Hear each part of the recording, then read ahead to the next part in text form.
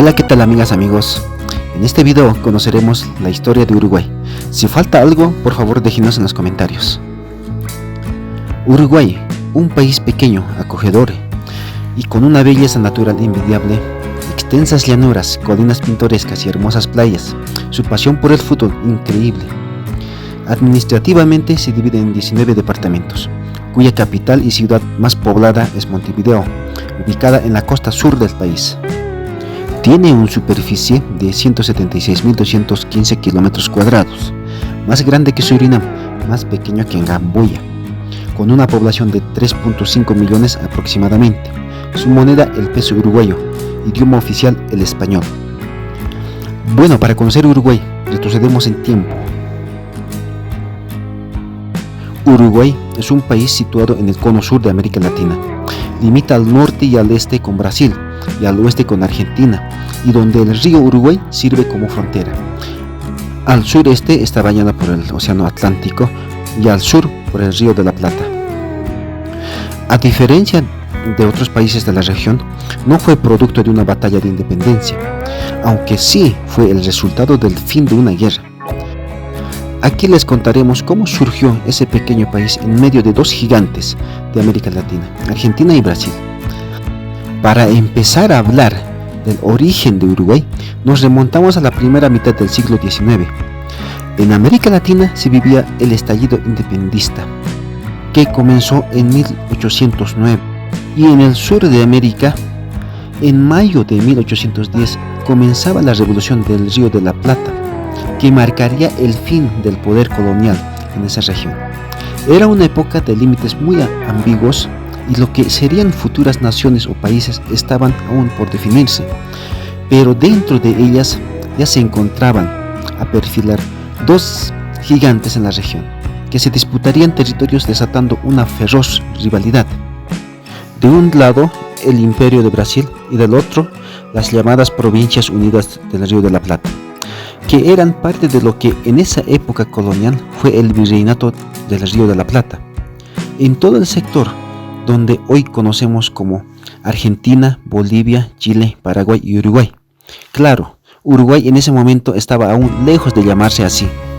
No existía como estado independiente, pero sí como un territorio conocido como la Banda Oriental, por estar ubicado al oriente del río Uruguay y al norte del Río de la Plata.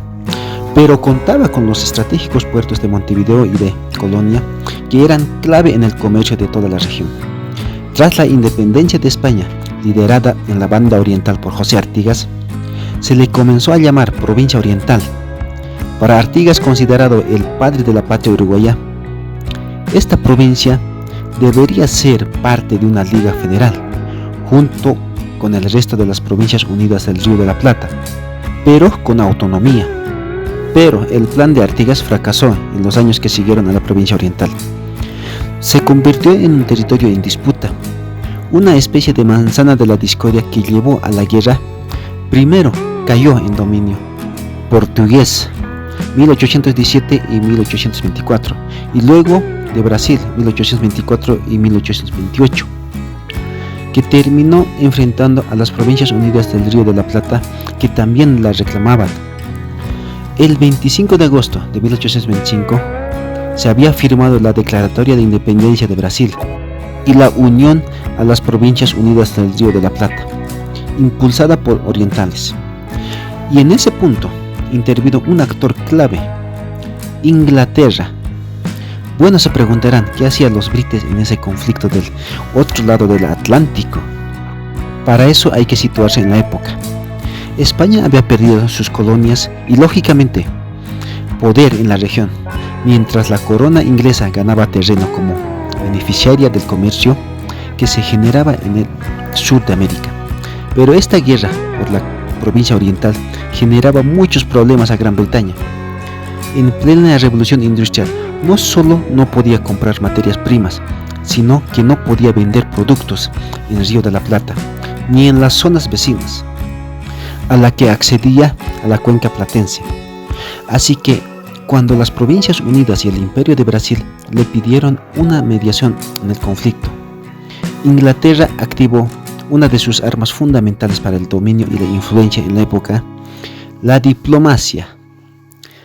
Y aquí les tengo que presentar a un personaje fundamental, Lord John, un irlandés representante de la corona británica, que se convirtió en uno de los protagonistas de la negociación. Luego de varias propuestas fallidas de acuerdo, Lord John comienza a convencer a Inglaterra de que para poner fin al problema, la provincia oriental podría convertirse en un estado independiente. En varias cartas enviadas a Londres resalta el espíritu independentista de los orientales y su capacidad para llevar adelante un proyecto de nación. Y así, en agosto de 1828, como parte de la llamada Convención Preliminar de Paz, se declara la independencia de la provincia oriental. Pero curiosamente, en la región hubo representantes de las Provincias Unidas de Brasil y diplomáticos ingleses, pero no orientales. Y esta es una de las razones fundamentales por las que este episodio ha sido cuestionado a lo largo de la historia. Hay algunas versiones que han llegado a decir que la provincia oriental, que hoy conocemos como Uruguay, fue una invención inglesa. Otras versiones insisten en que sí había una semilla independentista en Uruguay, que estaba aflorando en esa época.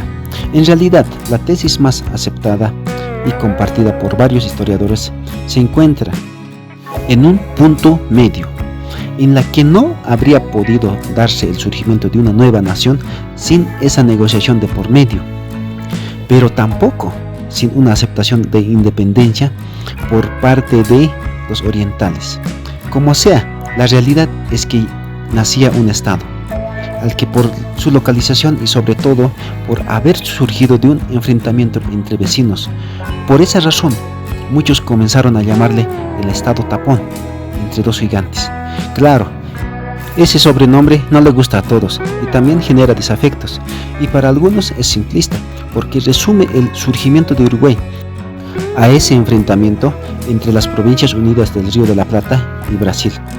Otros utilizan metáforas similares, como la de algodón entre cristales, pero la idea que hay detrás es la misma: un estado creado para acolchar o amortiguar la rivalidad entre dos gigantes y poner fin a su problema territorial.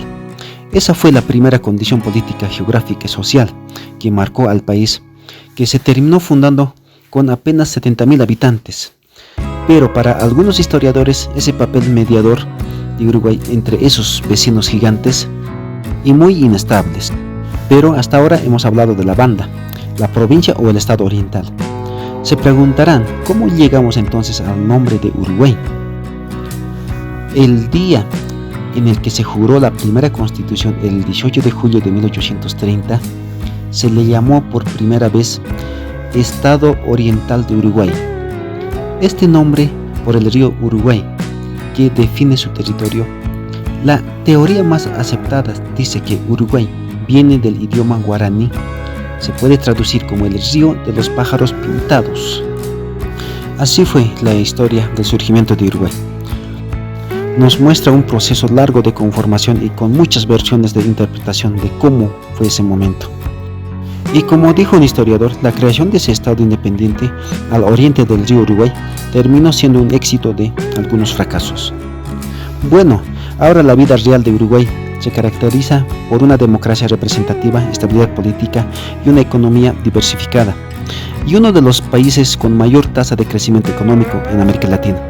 También Uruguay ha sido elogiado por su sistema educativo, atención médica y calidad de vida.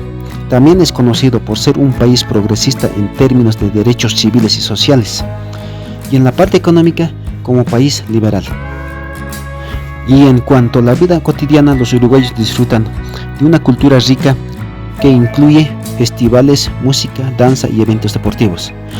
La carne y el mate son elementos importantes de la gastronomía uruguaya.